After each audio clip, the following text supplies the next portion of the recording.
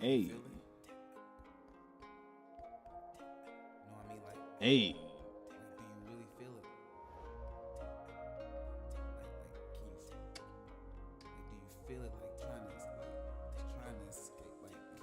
I'ma do what I wanna do. Hey. Wake up. Wake up. Wake up. Hey. Hey. I'ma do what I wanna do. I'm tired of doing what you want me to. It always seems like it's me and you. Goddamn, why gotta choose?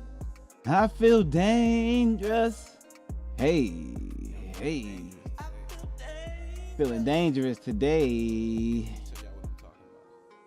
I'm feeling bolder today. I guess it's prime time. Wake up. It could take a toll on your mental, but I'm feeling fine. I'm skipping every nigga in the lunch line. Wake up. Hey. Hey. Yeah. I should go on strike in my spare time. They gonna pin it on you. You wage a war against your crew. Time to get a new shoe. Then them taxes are due. Damn, them taxes of them student loans. Damn. Hey. I was. You ain't about to get me with the hokey pokey. You ain't saying nothing unless you can show me. Hey. Hey. Them friends, man. They a bunch of little phonies. A bunch of fucking My Little Ponies. All them motherfuckers out there, man. Shit. Y'all feel it? Man, welcome back to another episode of Wake That Ass Up. Good morning, everybody. Good morning. Give yourself a round of applause, a pat on the back. You made it to another Monday.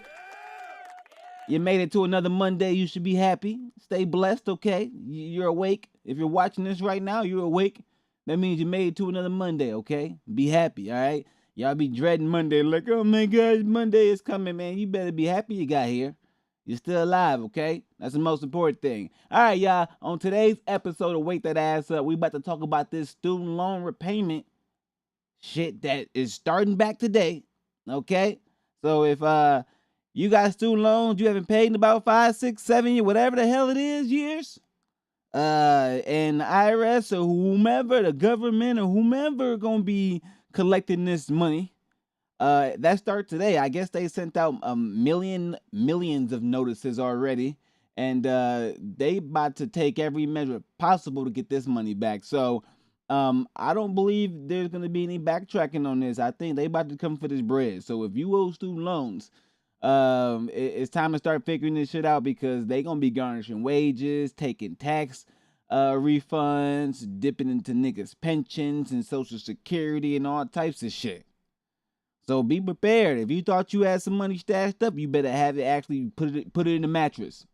Okay, this is the time I had a money in the mattress, or had a money in the attic, or had a money somewhere that's not digital in a bank account where they could just withdraw it from you without you giving it to them. Like back in the day, the IRS had to come in motherfucking little hats and shit and suits and actually come collect the money and shit. Now they just automatically withdraw the shit. You don't even know. You wake up thinking you had about a couple thousand. Now you got negative.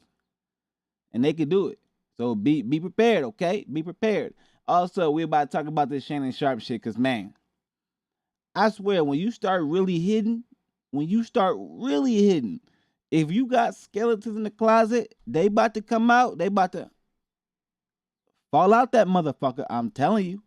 If you got skeletons in the closet, think about all the skeletons before you decide to get big and hit big and start to make a lot of money and all this other stuff, because them skeletons coming out, man. And Shannon Sharpe about to oh man, he about to have to go back to the graveyard, man, and do some digging and put some shit back in place, because I don't know, it's looking grim for him.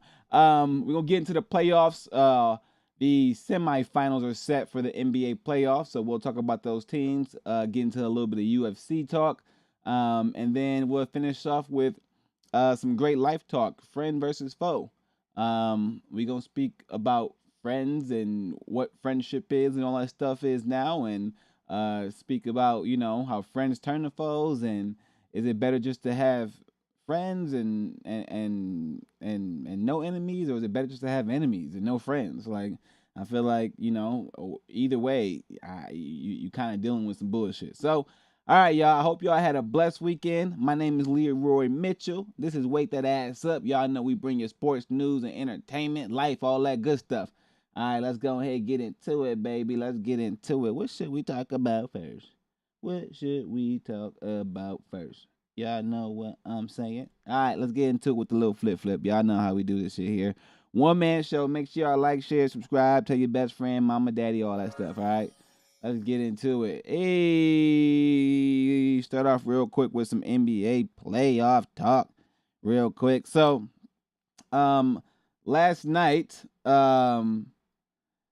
the Warriors solidified their position in the semifinals by defeating the Houston Rockets in a Game 7. So we're going to check this out real quick. Here we go right here. So final score 103-89. Steph Curry and the Dubs came through for a victory. Let's see what they got here. Houston is a good team, man. Like, they really are a good team. I just think they're too young. When you think about the playoffs and you think about these big moments, when you got to play a team 7 times, in this case, the more experienced team is probably going to win more than likely. You would think the team with the younger legs and all that stuff would be able to endure it, but no, it ain't going to work out that way. They palms going to get sweaty, they feet going to get heavy, and that ball not going to be going in. And that's what you saw yesterday. Okay? What you saw yesterday. Ball one going in. All right, let's get to it. Alperen Şengün getting ready. Rockets looking to become the 14th team to overcome a 3-1 series deficit. First quarter, Jimmy Butler. Tough three. Gets it. Warriors take the 3-point lead. A little later, Rockets down 4. Fred VanVleet air ball. Amen Thompson with the cleanup. Back and forth they went early on. Steph Curry did not have much of a half scoring wise, but Buddy Hield stepping up. Buddy How about Hield that was dish cashing, from Curry? bro. Flipping it blind back over his shoulder, and Buddy wasn't missing. It was his world in the first half. Last second to the quarter, see what I mean? From just inside Buddy half Hield court was launch cashing, and hit. man. 40-something feet out. Buddy Hield puts the Warriors up 4 after 1. Warriors up 8 now. Draymond. And they gave it to Houston Hield. from the beginning. They weren't playing with Hield Houston. hitting That's everything what I'm you saying. see. Steph They be not nervous scoring in half one, but finding if you ain't Hield. been there, and it get Nothing tough. but net. Warriors open up a 14-point lead a little later. Butler. If Buddy Hield shooting like this, the Warriors might go to the finals. 6 threes in the half. Most in a first half in a Game 7 ever. Warriors up 14. And then Steph, who was scoreless to this point, finally scores in the last minute of the first half. Warriors up 12 at the break. Third quarter. Rockets trying to get back in this. Alperen Şengün to Amen Thompson. Bang. Rockets chipping away a the little Rockets later. Got a good team, Şengün. though, man. In about 2 years, they're going to be Playing really some crushing. bully ball. Can't get it to go, but They needed this. What a flip in by Thompson. They need this 7-game cut it to stretch to know 7. they can go there. Then Amen. Now they just got to finish. Jabari Smith Jr. out there outside. Because they was trying. They was trying. It's a 3-point game, but just when the mojo is flowing Houston's way, you got Jimmy killers on stepping Golden up. State that been Another there. tough corner. Jimmy bucket. 3. Warriors up big 8 threes. after 3 to the fourth quarter. Steph Curry big finally threes. warms to the task. Get off me. Puts it let on me the take deck, you to the gets it cup to real go. quick. Easy money. You get a layup, and then you start to Playing, find your bro. outside shot. What kind of Steph defense was that, bro? drills You a gave triple. up. Warriors up by 13. And then Draymond. Back to Buddy. Stop playing with Buddy. Hield hits another Buddy one. out here Warriors these buddies up know. by 10. Cash money Next out possession. Here. You can't Curry me, bro. again. Not settling for outside shots. Gonna Puts run it on your the ass floor. out the gym, Warriors bro, up real. by 12. Stop playing. But you loosen them up that way. Step back 3. Out of there. Yeah, Steph fully engaged now. Yeah. Next possession. They Curry to Hield. Up there. What you gonna do? You gotta double team Steph. Had 33 in this game. With it. Steph, 22, 10 boards, 7 assists, and the Warriors knock off the Rockets. Hey, so the Warriors beat the Rockets. The Rockets were the 2 seed. The Warriors were the 7 seed. So kudos to the Warriors. Congratulations to the Warriors. Y'all did a good job out there, okay? Y'all did a good job.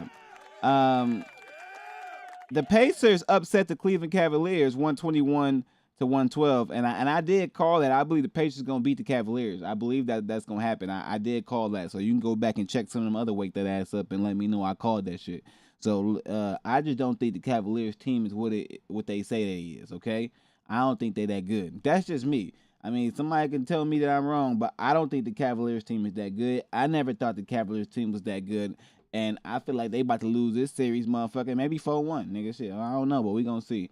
But tonight we got the Nuggets and the Thunder and the Knicks and the Celtics. So those are gonna be two great games. We'll see how that plays out. But that's the semifinals for the East.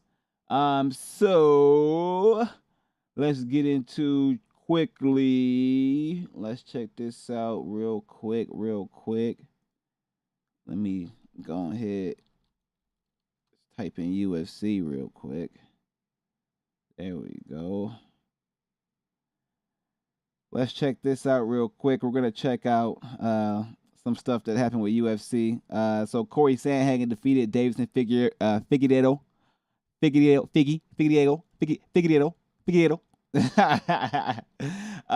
defeated him via TKO. Corey Sandhagen and Davison were playing a little bit of jiu-jitsu on the ground, and Davison kept going for a heel hook, and they were in the 50-50, and if you don't play that position properly, you're going to fuck your legs up. So, and that's what happened. He popped his knee, and that was it. It was pretty bad looking. It was pretty bad. Let's see. I don't know if it's going to show us, like, the leg pop. Like, it's hard to see. But when you rolling and tangling your knees and all that shit with other motherfuckers' legs and all this stuff, it can get crazy. I'm just letting you know. So you see right here, he stepped up. Right here, his leg is in the fucked up position. But you see how the leg is in that 50-50 position? If you're in that 50-50 position, man, and a motherfucker sit up on you, you don't have an issue if your leg is bent like a fucking pretzel. I'm just letting you know, man. That shit, that invasion fucking pop your fucking knee out. And look, that's what happened to him. Pop his knee out. Title shot next for the Sandman. It's done. He's gonna be out for at least 9 months. That shit, that's why jiu-jitsu ain't no joke. Can't be fucking around with jiu-jitsu.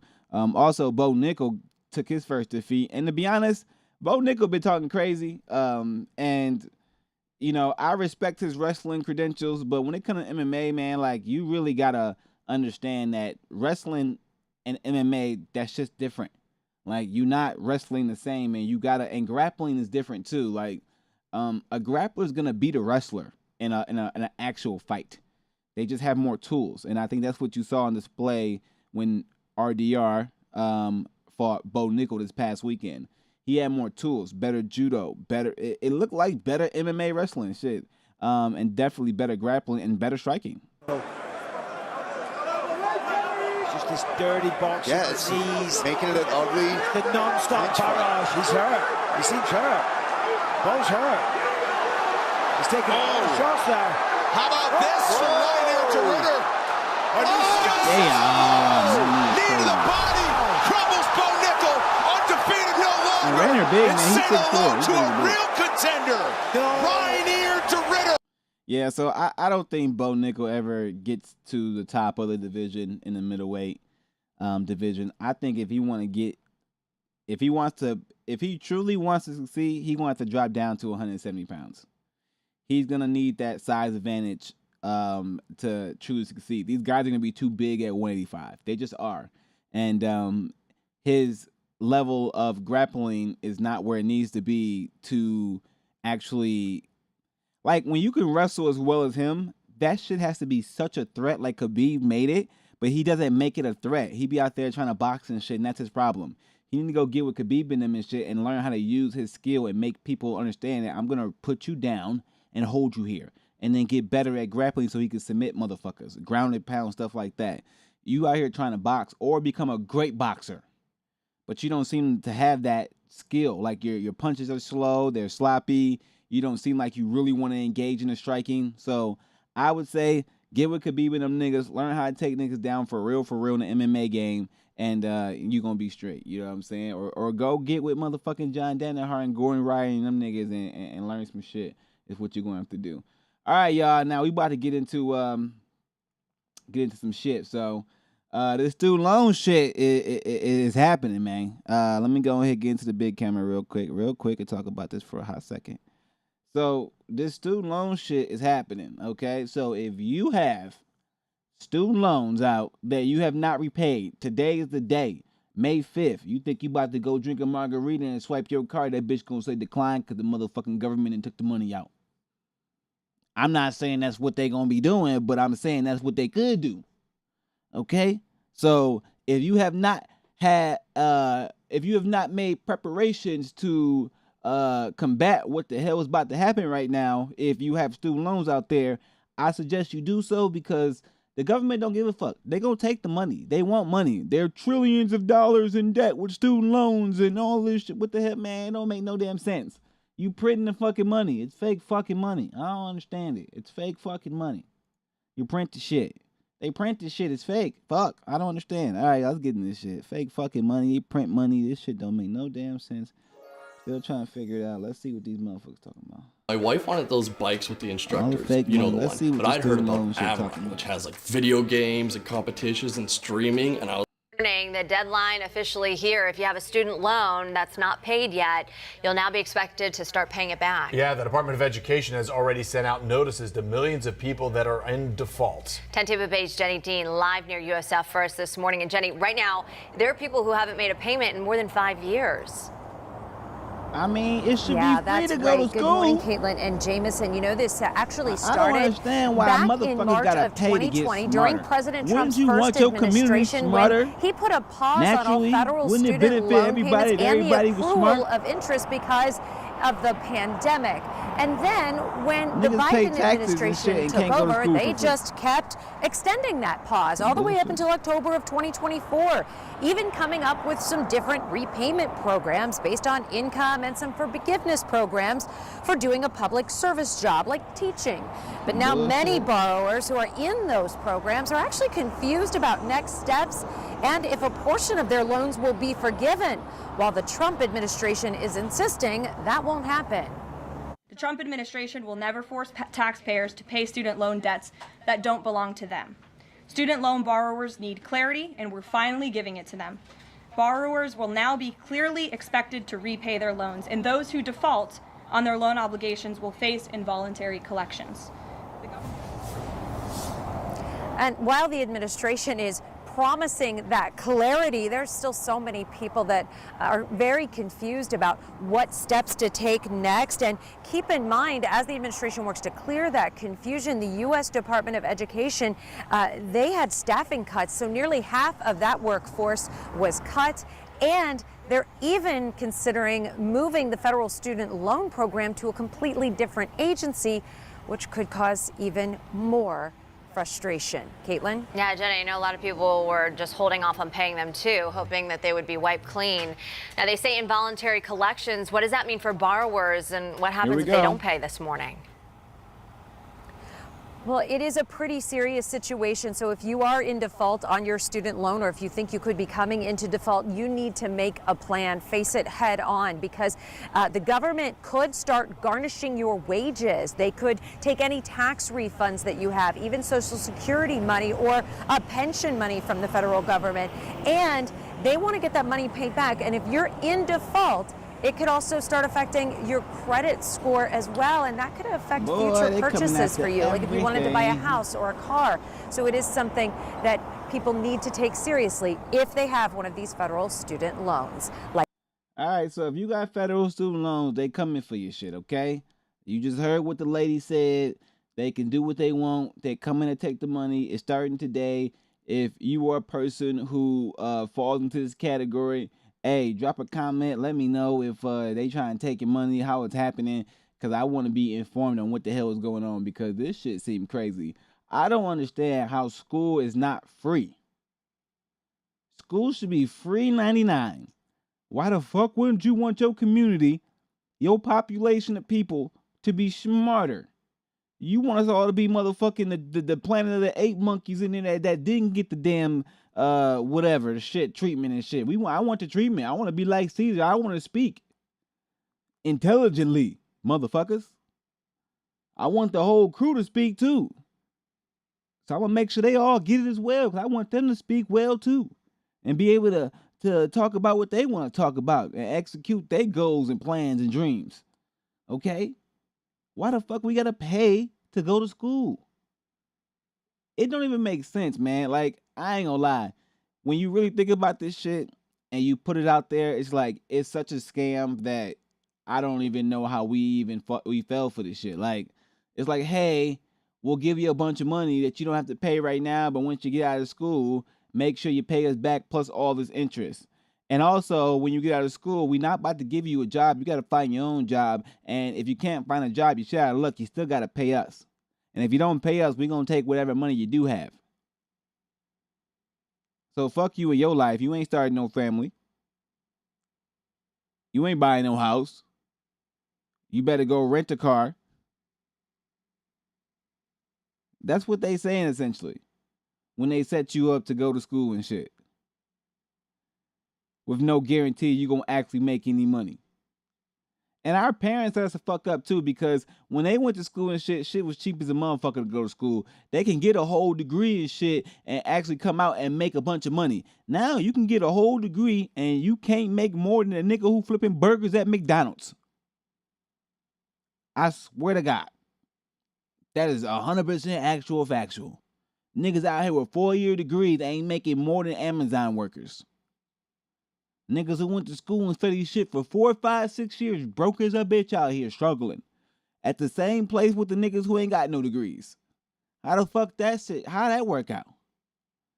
So America, man, we kind of bogus, man. I ain't gonna lie. From the education system, from our tax system, from our food system, everything is to take, steal from you, corrupt you, kill you slowly, make money off you, do it to your kids, your grandkids, all that bullshit. I ain't gonna lie. America, we be on some bullshit. You really do gotta fend and fight for yourself, and you really gotta be smart. You gotta be smart, because this is the land of the free, but it's also the land of the fucking dummies, and the land of the fools, and the land of I'm gonna play your ass, and if you let me play you, I'll keep playing you, because that's what the fuck it seems like in America. So this some bullshit. If you got student loans, I feel sorry for you, but they coming for you. So go ahead and protect yourself as best you can, but good luck. All right, Shannon, what the fuck going on, bro? Shannon, what the fuck is going on?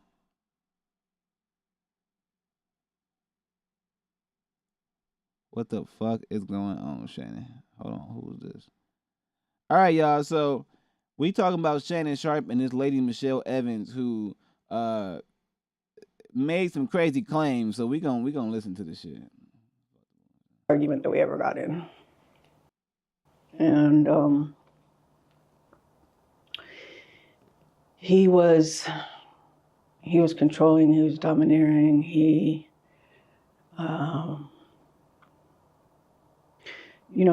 was manhandling me beforehand.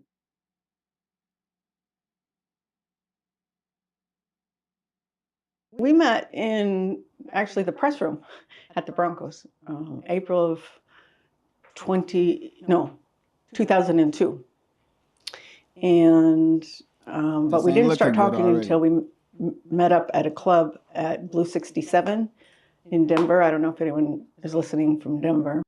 This ain't looking good already, because when things date back that far, and then now you can have a trail of, I would say, because I'm not gonna make a claim that he did anything or that because I don't know if he got actually, I mean, I know he's been accused, but I don't know if the charges that may have been filed against him, if they went through, if he's been prosecuted or something. I don't know none of that. So I'm going to say what this is going to show, though, which is, I think, even worse than that sometimes, is a trail of behavior that extends back 20 years. Because she's saying 2002, it's 2025.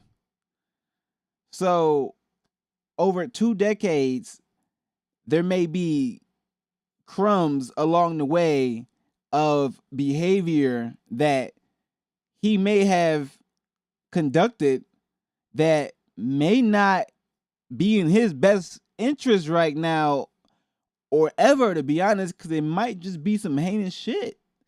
And they always say, you know what I'm saying, like, where there's smoke, there's fire. And the shit getting real smoky in this motherfucker. I'm just letting you know. It's getting real smoky in this motherfucker. So, I don't know. Shit about to start burning. But, yeah, Where her tooth at, though? Wait a minute. We were at a club at the same time. Oh, hell no. I ain't gonna hold y'all. I be trying to have... It'd be hard for me it'd be hard for me to be saying, yeah, you credible when you missing a hole. You can get that. We didn't go together. We just happened to both be there. And so he started talking to me, and he started pursuing me pretty heavily from then on. I resisted for a while because, you know, I was a reporter, and I didn't want to mix the two. A gap in the mouth there. But he's very charming. Gotta be fixed. They didn't put you on. And we dated until the 2010 incident, and then it came to a abrupt end because I wanted, you know. She called it hiding though, ain't she? We were arguing, and he was threatening me and stuff like that after, but I didn't see him again after he raped me. So what led up to that fight, that 2010 fight that you guys? I know that the argument. They bogus for putting her out here like that. They could have put a little something in there, prosthetic tooth. You see, they could have put a prosthetic tooth in there. The argument was about the fact that he had removed one girl from his house and put another girl in his house and didn't tell me. And he had asked me to break up with my husband at the time. We were just dating. So I was dating Shannon and my husband at the same time. Oh, shit. Shannon asked me to break up with my husband. And I don't recall for sure, but I think I did. And so, you know, it's like, wait a minute, she's out here playing the fence. You want me to be with just you, but you want to move somebody into your house and not even tell me? So that's what it stemmed from. He's not a faithful person, so I wasn't going to be faithful to a non-faithful person. It just doesn't work that way. Not for me, anyway. Can you tell us you just weren't faithful broadly? Either, I know it's probably painful to relive the situation, but can you tell us generally what happened that day? It was fighting, and usually we fought on the phone and not in person. So Shannon always getting caught fighting on the phone. Come on, Shannon. It was the biggest argument that we ever got in. And get you a beeper. He was start saying location. He was controlling, he was domineering, he you know, he was manhandling me beforehand, and he wanted to have sex, and I told him no. I told him no, because you gave it to somebody else. I didn't only tell him no, I told him why. And he wouldn't take no for an answer. So he overpowered me, put me to my knees, put his penis in my mouth. Damn, Shannon. And after he got enough of that, he put me on the bed. And, you know, this was all a struggle. So I had said no. And Shannon, this ain't looking good, bro. I said no, even though I was thinking that. And so it was the hardest. Yeah, this is too hard. I remember he got dressed. This ain't looking good, Shannon. He knew what he did. Damn, and so, Uncle Say. You know, I just kind of escorted him out the door. And Cat Williams said it, man. Shit. And then I wasn't going to do anything about it. He must have knew something. You know, sometimes when you're with the person for a long time, it's hard for you to realize that they're being the perpetrator, even though you know it, you don't want to admit it, and there's so much going through your mind.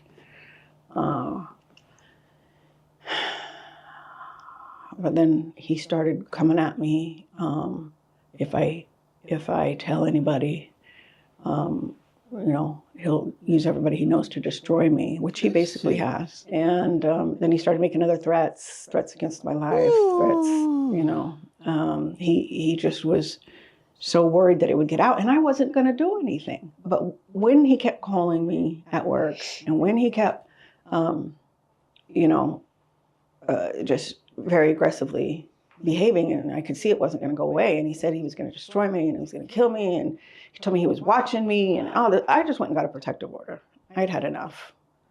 And unfortunately, shortly after, he doxed me and my address got out, and I had somebody stop by my apartment, which had a door that led right to the side. It was basically on the sidewalk. And somebody came up to my door and said, "Shut up," screamed it at the top of their lungs. And I had my daughter in there right there. And I was like, oh, no. Yeah, man. And so I went and I dropped it, because also at my house, not my apartment, my house, at my house, these niggas are hood tactics. Somebody came to you can't be doing that shit, white my people, house and sat out front of in the driveway while my daughter was there alone. Someone came to my house, someone came to my apartment, and after my daughter called me, that's when I went straight there. So after you rescinded the restraining order, was there any other was there any other weird stuff, or did it kind of just die down? It died down. I tried to move on with my life. We may have talked, I think, once or twice. But then he started going on television. He came to my job, Turner Broadcasting, went on TV at CNN, and it was my job to put the videos from up to YouTube for CNN. That was part of my job. So I'm putting up this video, and here I see Shannon at my job talking about domestic violence, and the co-host she's shaking too, so she you had one that was just totally dropped, made it look like the police dropped it. Like a fear shake. That ain't not that I had gone down and withdrawn it. I've seen hands it created a picture that wasn't accurate. She's remembering. That was a very hostile work environment. She really is. I'm going to ask something that might be a little sensitive or might sound insensitive, I should say. That was a fear tremble. But I'm going to go ahead and ask it because it's a question that I'm sure people are wondering. Why didn't you file a police report when he raped you? Because I was scared for my life. He said he would use it. Everybody he knows, and he knows lots of police officers. So I didn't know that if I went down there, that would be one of the people that he knows. Atlanta has a problem with corruption down there. And I was too scared to go to the police. Because when this happens, you're in a trauma mindset. You're not in a, so this happened every day you and I are talking here like, oh, okay, well, maybe I should do that. No, you're like fear for your life. You're traumatized. You're not thinking straight. You're having anxiety and panic attacks. Breadcrumbs. And I was worried that he would, get a hold of this police officer, and who knows what would happen. And so it was just a decision, and it's a decision a lot of rape victims make, to not go to the police. They always say the woman is crazy.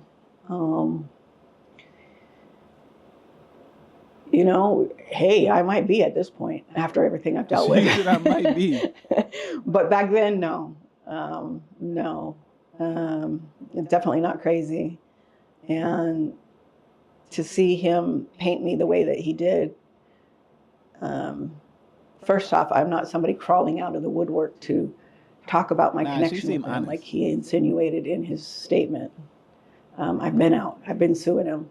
What's your message to his latest accuser who's been doxing? What would you say to her if you can send a message to her? I pray for you. I have been there. I've been dealing with this for 15 years, so I know what you're going through. God damn, Shannon. That's bad, bro. Right there. That's just, I don't know about that one.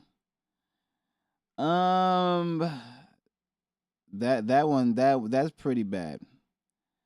To have that out there in the public, I mean, I didn't know all that went on. I didn't know all that transpired. I had no clue any of this went on. Like, I like Shannon Sharpe. I think he hilarious. I used to watch FS1. I'm like, damn, FS1 was just full of motherfuckers doing some freaky shit.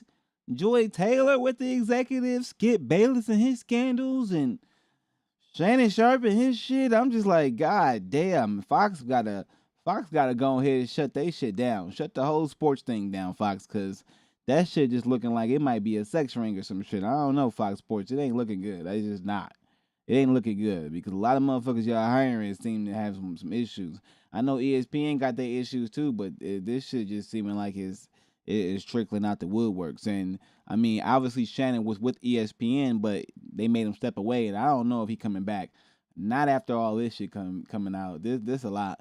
But I believe the lady. The way her hands were shaking, her eyes, the way she was speaking, she seemed extremely sincere.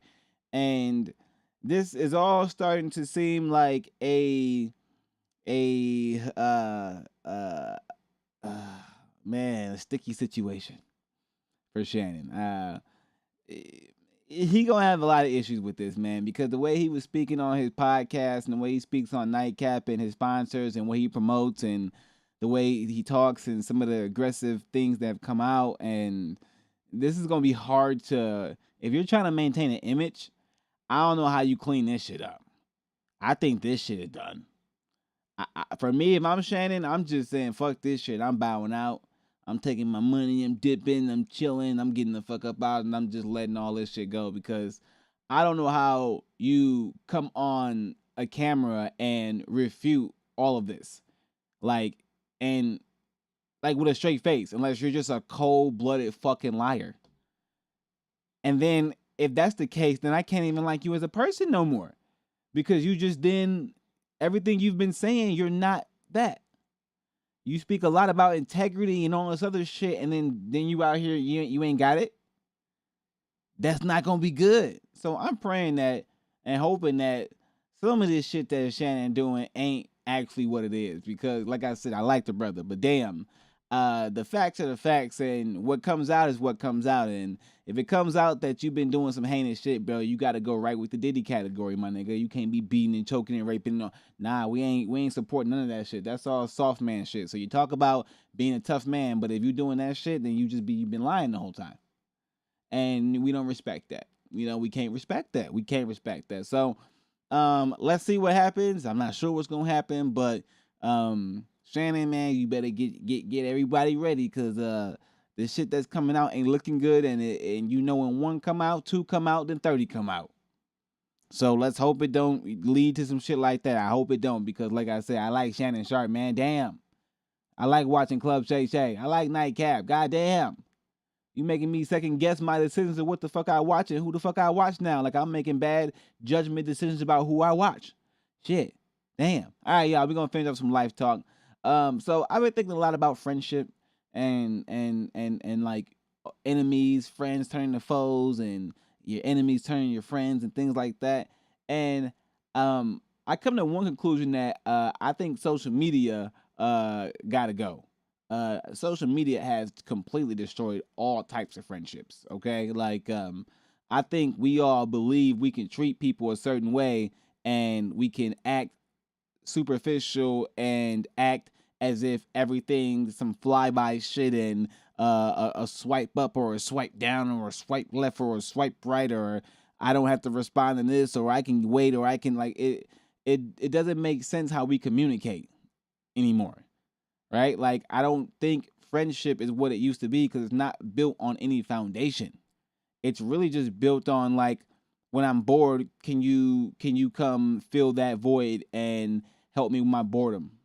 And when I need something, I'll use you, but when you need something, I don't want you to use me. I got too much stuff going on. Like, it just seemed like friendship is a totally different game now. Back in the day, look, we old back in the day ass niggas. Back in the day, I felt like when you like actually made a friend, like when you made a friend outside, you met them at the park or you met them at school, and you went through however much time with them before you became their friend, and then you started going through journeys and shared experiences. Like that really cultivated what friendship is, and a shared bond and a connection that would be hard to break. But now friendship is so superficial, and there's no actual shared connection or bonds that are real, that it's the friendships are fragile and everything breaks. And then now your friend is your enemy because they did this or they did that. And it's just like, at the end of the day, how do we overcome these issues that are plaguing everyone right now? Because I feel like everybody just on some solo dolo shit, fuck everybody, da da da da, yada yada yada, or everyone's just using everybody. And I can't understand why. It doesn't make sense. I think at this point in time, you're better off just having enemies, because at least you know where they stand, right? And you know how to treat them. I'm not sure it's a good time to have friends because you really don't know if that person's there for you or they're going to stab you in the back. Like, and that risk is not one that I don't think you can take in 2025 with everything getting crazy with the tariffs and student loans and the health system and all the craziness with wars going on. Like, you got to really be around motherfuckers you can trust. Like, you really do. So, in my mind, I gave up social media. Like, I'm done with social media. I'm going to be on YouTube. That's it. I'm done with Instagram. I'm done with Snapchat. I'm done with Facebook. I'm done with TikTok. I'm done with all that fake shit because if you're not here in person, you don't really care about me. Like, if I don't see you in person and talk to you in person, I don't want to talk to you online. Why? Why? What am I doing? I'm destroying my fucking brain. Every step of the way. Destroying my emotions. Destroying my ability to socially connect when I do go out in public. Like, fuck the bullshit. It's better to sit there and watch a fucking movie, okay, to be on your phone. And, man, the phone might be the devil too, man. I don't know. The phone's some fucked up shit. Every time you put the phone in your hand, that shit drain your energy. Don't you feel weaker every time you hold your phone? I swear to God, dude. I don't know. I disclaimer, I'm not saying this is actual factual, but when I hold my phone, I'm taking my own personal experiences. When I hold my phone in my hand, I feel like it be trying to drain my battery. And I don't know where the energy going, but it ain't going to me. So, I'm done with them and all that shit. I'm probably about to go to a beeper, a pager, or some shit like that. I might just go to email. You know what I'm saying? Fuck the bullshit. I might just get rid of the phone completely and just go to like email. I might walk around one of them camcorders and shit like that and come home and connect the shit and do all that stuff because I'm disconnected from all the fake shit. The fake shit is just too much. All right, it's too much phoniness going on. And, you know, if I do find friendship, I want to build the old school way. I meet you in public somewhere and we build a connection through shared either goals or, you know, experiences or whatever the fuck the case may be. And then over time, the shit grows and it's organic. All right, I want organic friendships. I don't want them damn big, fat, juicy ass, overly injected steak friendships, okay? Because that's what y'all got right now. And that's why them motherfuckers don't last. They don't taste good. They don't last long, okay? All right, so, hey, if you a motherfucker out there looking for some friendship, make sure you find a friend that care about you, you know, got the same goals, same passion, same dreams, and they got some integrity. They loyal, you know what I'm saying? You need loyal people around you. That's super important. All right, it's your boy Leroy Mitchell, y'all. Stay blessed. This will wake that ass up, baby. Yeah. I'ma do what I wanna do. Hey. Stay blessed, y'all. I'ma catch y'all next time. Hey, hey, hey.